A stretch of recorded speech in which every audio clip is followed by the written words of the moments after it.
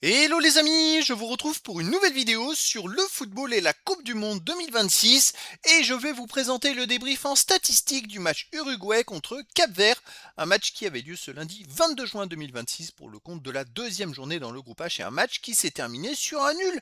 2 buts partout. Alors dans cette vidéo, on va revenir sur les buts de cette rencontre, mais surtout sur les statistiques des deux équipes pour comprendre un petit peu le déroulé du match et on terminera la vidéo par le classement du groupe H mis à jour et les prochaines rencontres à venir avec tous les scénarios possibles. Alors donc, 2-2, un point pour chacune des deux équipes.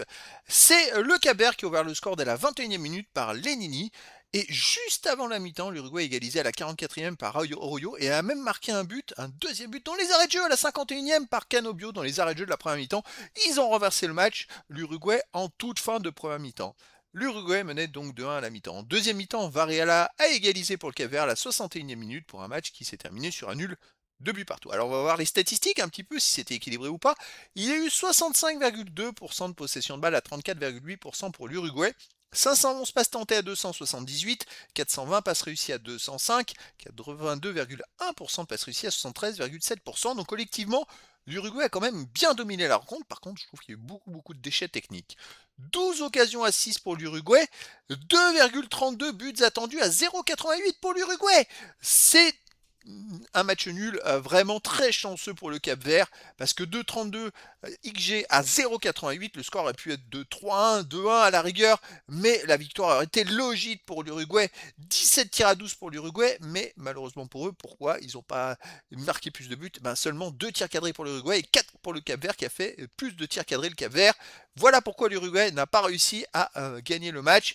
Ils ont eu beaucoup de XG, mais ils rataient les dernières frappes, les derniers moments, je dirais cruciaux pour marquer un but. Tout était raté. 2 buts en 2 tirs cadrés quand même.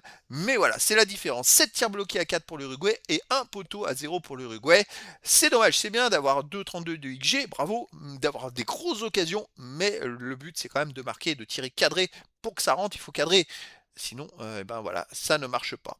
Les autres statistiques, il y a eu 3 hors-jeux à 0 pour l'Uruguay, 11 corners à 4 pour l'Uruguay, 29 centres à 7 pour l'Uruguay, 13 interceptions à 7 pour le Cap-Vert, 16 tacles partout, 55 duels gagnés à 47 pour le Cap-Vert, 2 arrêts à 0 pour l'Uruguay, 11 fautes à 4 pour l'Uruguay, 2 jaunes partout et aucun carton rouge. Là, il y a eu quelques statistiques en faveur du Cap-Vert, mais d'autres en faveur de l'Uruguay. Beaucoup plus de centres, de corners. Le Cap-Vert, plus d'interceptions, autant de tacles, mais plus de duels gagnés.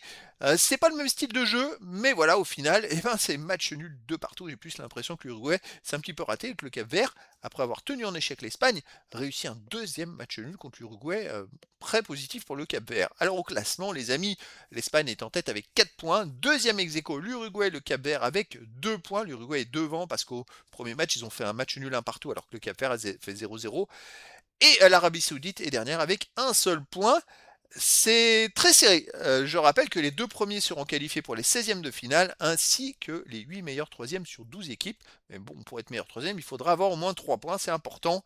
Et donc, je dirais que pour l'Uruguay et le Cap-Vert, un match nul, ils auraient 3 points, ils auraient 0 de goal average. Je pense qu'ils pourraient vraiment, le troisième pourrait aller être dans les meilleurs troisièmes. Avec un goal average de 0 et 3 points, ça pourrait être pas mal. Alors, dernière journée, on a un Uruguay-Espagne. Ça va être quand même dur pour l'Uruguay, hein, les amis. Et de l'autre côté, on a un Cap-Vert Arabie Saoudite. Et pour le Cap-Vert, tout est possible pour la qualif. Pour l'Arabie Saoudite aussi, si l'Arabie Saoudite bat le Cap-Vert, c'est eux qui sont qualifiés. Donc c'est très ouvert dans ce groupe. Voilà, c'était donc le débrief en statistique du match Uruguay contre Cap-Vert. Un match qui s'est terminé sur un nul, 2 buts partout. Voilà les amis, je vous dis à très bientôt pour une nouvelle vidéo.